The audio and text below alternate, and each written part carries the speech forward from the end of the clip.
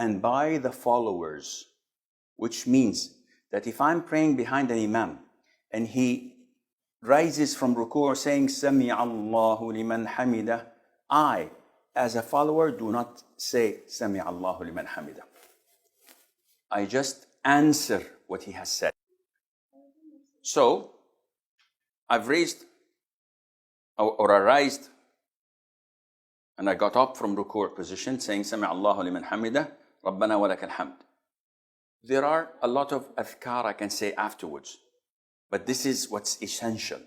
You can say ملء السماوات وملء الأرض وملء ما شئت من شيء بعد. You can say ربنا ولك الحمد حمدا كثيرا طيبا مباركا فيه. And do I place my hands on the chest or leave it on the sides? Either way is possible. What do you suggest, Sheikh? I personally follow the hadith of Wa'il ibn Hujr, which says that whenever the Prophet ﷺ rised from ruku', whenever the Prophet ﷺ stood up, he used to put the right on the left on the chest. So now after I've risen from ruku', what is this position called? Is it sujood? Is it ruku'? What is it? It's standing up. So according to the hadith, then I should do this.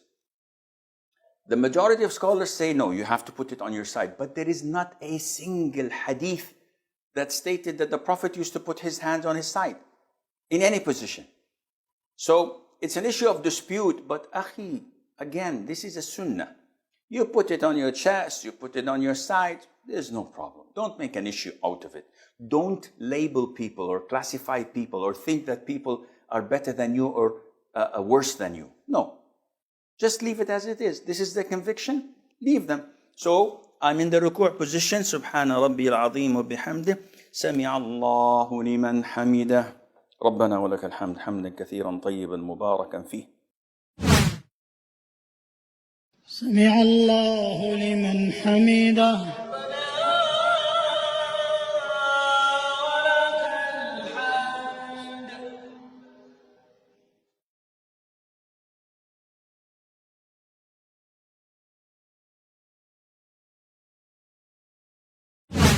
This is my standing up from ruku'. What should I do now? I should go for sujood. Now for sujood, there are two ways. A difference of opinion among scholars. Should I land first on my knees or should I land first on my hands? It's an issue of dispute. And the reason of that is the hadith of the Prophet ﷺ when he said that one should not go down like a camel does when the camel wants to sit. Rather, he should put his hands first before his knees. And understanding whether the hands of a camel are their elbows or the knees in his feet, it's an issue of dispute. Either way is okay, inshallah. So, however you feel comfortable with, you should do it. I personally, due to age, due to praying on marble or stones, whenever there are pebbles in the ground, if you land from the standing position on your knees, would surely injure yourself one way or the other. For elders, it's difficult to go on their knees, especially if they have knee problems. It's always best to go first on the hand. It's like a shock absorber. It absorbs the fall itself. It eases the pressure on and the weight on the knees. So how to do this? This is what we'll, inshallah, show you now. So, in order to do sujood, you will find that I'll take my glasses. Now I can't see you, but alhamdulillah, you can see me. Why do you take your glasses off, Sheikh? Because it will hinder putting the sujood spots properly. What do you mean by sujood? Prostration. As the Prophet said, I was ordered to prostrate on 7 limbs. He said, the face, and he pointed to his nose, meaning the forehead and the nose. These are related. This is one organ. The hands, the knees, and the feet. These are 7. So, I want to go to sujood. Do I raise my hands? No. I just say Allahu Akbar while falling to sujood. And this is what I do. Allahu Akbar. This is the way of performing sujood. What are the things I should paying attention to? Before I do the prostration, I'm still in the standing position.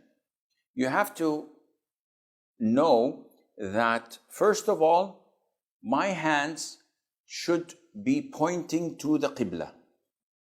So my hands are not this way and are not this way, rather they are pointing to the Qibla. Now, where should I place my hands?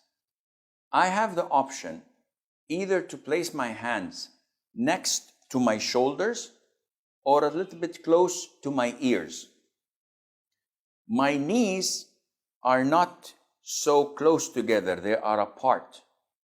My feet, they are close to each other, erect, with some toes, not all of them, because it's impossible to have all your toes pointing to the Qibla, but the toes that are bendable can point to the Qibla. My arms are wide and spread, so my biceps are not close to my sides. So I have to spread as I'm spreading my wings. And my stomach is not touching my thighs. Some people just go very down. And I'll show you quickly, hopefully, to the best of my knowledge and ability. So my forehead, my nose must touch the ground. And these 7 limbs must touch the ground throughout the sujood. Because part of the famous mistakes is having your feet dangling. Or some of the brothers having the left hand on the ground and the other hand while prostrating, playing with his beard or looking at something in his pocket. So he's prostrating on 6 limbs, and this renders his sujood void if he does this without any legitimate reason. So I was standing up. Now I'm falling into the sujood position, and I'm saying Allahu Akbar in between. So let's look at how I make the sujood. This is one of the ways of doing it. So my hands and fingers should be pointing towards the Qibla. My face, my forehead, and my nose are touching the ground. I should have my arms apart and away from my body. And at the same time, my stomach is not touching my thighs. Some brothers do this, and this is wrong. And this is too much spread. So the appropriate way is either having my hands next to my ears or to my shoulders. I can have this one here, and I can have this one here. Look at my feet. They are touched together, not far away. They are touched together with my toes bent towards the Qibla as much as possible. Now, if I'm praying next to people, to my right and to my left, if I do this, I'm going to annoy them and maybe harm them. So it is permissible when you are in a tight position to put your elbows on your thighs or inside.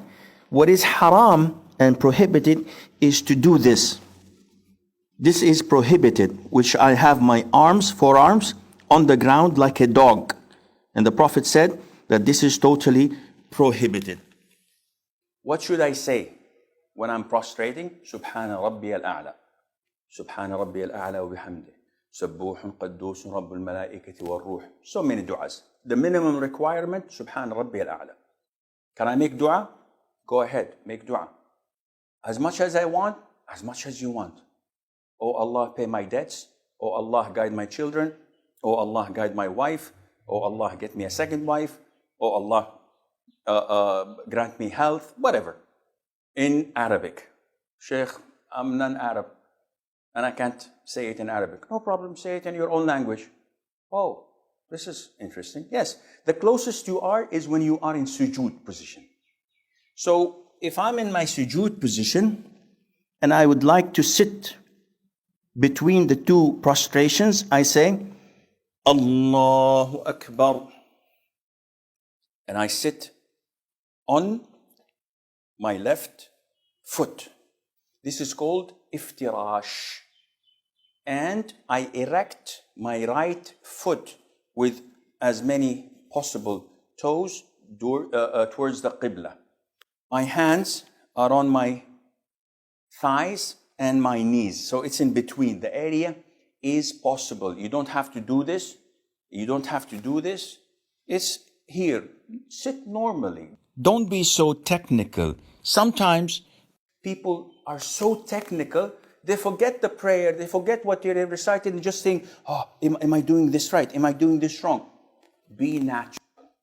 Follow the sunnah, acknowledge that this is the sunnah, the way of the Prophet, and do it naturally. And when I sit like this, I say, Rabbi ghfirli. Minimum is once. I can say 10 times, 10, 20 times. I can say 2, 3, 4, whatever. Rabbi ghfirli, Rabbi ghfirli. Issue of dispute. Is saying Rabbi ghfirli mandatory or sunnah? Some scholars say it's sunnah. I am inclined to say that it is mandatory because the Prophet ﷺ always used to say it. Any other dua? Yes, there is a longer dua. Rabbi ghfirli warhamni wa'afini wajburni wahdini warfa'ni. All of this is possible. This is the prostration or the sitting between the two prostrations. It's called iftirash. And if you would like to show it from behind, I'm sitting on my left foot and my right foot is erect. This is the sunnah. Sheikh, I have problems with my right foot, so can I put it down like this? No problem. Sheikh, I'd like to sit with 2 feet on one another because this is the only way I feel comfortable. No problem. Your prayer is valid. You will lose the reward of the sunnah. But your prayer is totally valid, akhi. No problem. Not only that, Abdullah ibn Umar, may Allah be pleased with him, at the end of his time, he used to sit cross-legged. And when some of his companions followed him, he said, no, this is not the sunnah. I'm doing this because of my knees. You should sit like the sunnah. But the position is what? Sitting. So no matter how you sit, the right thing, but the more you are following the Prophet, the better it is for your reward. I must do a second sujood. And it's the same format. I say, Allahu Akbar. The same thing exactly, Subhana Rabbil A'la. Now, after I finish my sujood, I have to rise up to the second rak'ah. There is a sunnah that is called Jalsatul Istiraha, where I stand up. Before I stand up, I give a small pause. And then I say, Allahu Akbar. So when standing up, one should not stand with 4 fingers between the 2 feet, like some schools of thought say. And you go to the masjid and you find the people standing like this. What is this? If you want to answer the call of nature, go ahead, but don't come to the prayer when you're this tight. So this is, the way I'm standing is wrong. Some brothers, when they want to come and pray, they do this. Why? He says, the one on the right is far away from me, and the one on the left is far from me. And the brothers is doing this and doing this. Akhi, what are you doing? This is done in karate, in taekwondo, but not in prayer. So how should I stand? Stand normally, akhi. The width of your shoulders should be relevant to the distance between your 2 feet. Don't stand like this, because this is not pointing to the Qibla. And don't stand like this, because this means you have to see your orthopedic surgeon. You have a problem with your knees. But stand in a normal way, either like this or a little bit away from each other. Make it natural the way you stand.